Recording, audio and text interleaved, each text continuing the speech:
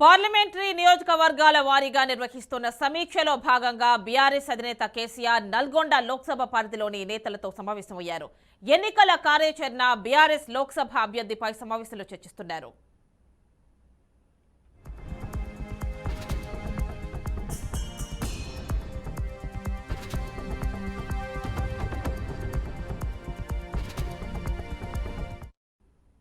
ఇక full details మా correspondent Srinivas అందిస్తారు నల్గొండ నుంచి. శ్రీనివాస్, చెప్పండి, లోక్సభ ఎన్నికలే లక్ష్యంగా బీఆర్ఎస్ అధినేత ఫోకస్ పెట్టినట్టు తెలుస్తోంది. ఈ నేపథ్యంలోనే సమావేశం నిర్వహిస్తున్నట్టు తెలుస్తోంది. నల్గొండ లోక్సభ పరిధికి సంబంధించి ఫుల్ డీటెయిల్స్ ఇవ్వండి. ఈ సమావేశంలో ఏ అంశాలు చర్చకొచ్చాయి? కేవలం లోక్సభ అభ్యర్థుల విషయం ఒక్కటేనా, లేకపోతే ఇక్కడ చెప్పండి, ఫుల్ డీటెయిల్స్ ఇవ్వండి. Good evening Yamini.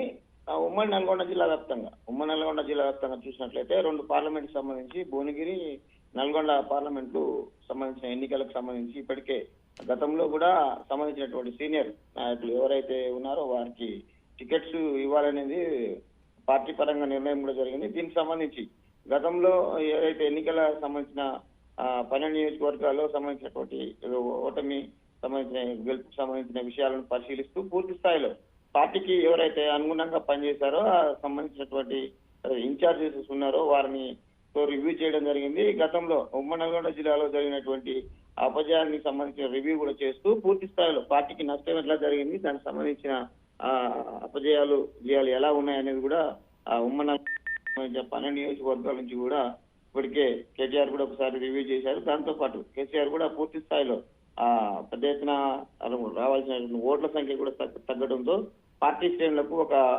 చర్చనీయాంశం జరిగింది. దానికి సంబంధించి ఇలాంటి విషయాలు మళ్ళీ పునరావృతం కాకుండా ఉండడానికి కూడా అన్ని నియోజకవర్గ స్థాయి అయితేనేమి సంబంధించిన పార్లమెంట్ నియోజకవర్గ స్థాయి ప్రధానంగా చూసుకున్నట్లయితే ఉమ్మడి నల్గొండ జిల్లా 2 పార్లమెంట్ల గురించి కూడా పూర్తి స్థాయిలో ఒక రివ్యూ జరపడం జరిగింది. దీనికి సంబంధించి టికెట్ ఎలాంటి వారికి ఇవ్వాలి, సంబంధించిన సామాజిక వర్గానికి ప్రధానంగా చూసినట్లయితే బీజేపీ ప్రధానంగా చూసినట్లయితే బీసీలకు కేటాయించింది. సంబంధించిన కాంగ్రెస్ చూసినట్లయితే ఓసీలకు ప్రధానంగా నల్గొండ పార్లమెంట్ ఇప్పటికే జానారెడ్డి వారసులైనటువంటి రఘువీర్కి కూడా ఇప్పటికే టికెట్ కూడా ప్రకటించడం జరిగింది. అయితే దీనికి సంబంధించి చూసినట్లయితే పూర్తి స్థాయిలో ఏదైతే గతంలో పార్టీకి సంబంధించిన పనిచేసినటువంటి నాయకులని పరిశీలన తీసుకొని వారికి సంబంధించినటువంటి విషయాలని పరిగణలోకి తీసుకొని ఇప్పుడు కూడా పార్లమెంట్ సంబంధించిన సీట్లు కూడా సామాజిక వర్గాలకు ఇవ్వాలా అనే దృక్పథంతో దీనికి సంబంధించిన విషయాలలో పూర్తి స్థాయిగా రివ్యూ చేస్తున్నట్టు కూడా తెలుస్తుంది. ఇది ఉమ్మడి నల్గొండ జిల్లా 2 పార్లమెంట్లో ఉన్నటువంటి తాజా పరిస్థితి. యామిని.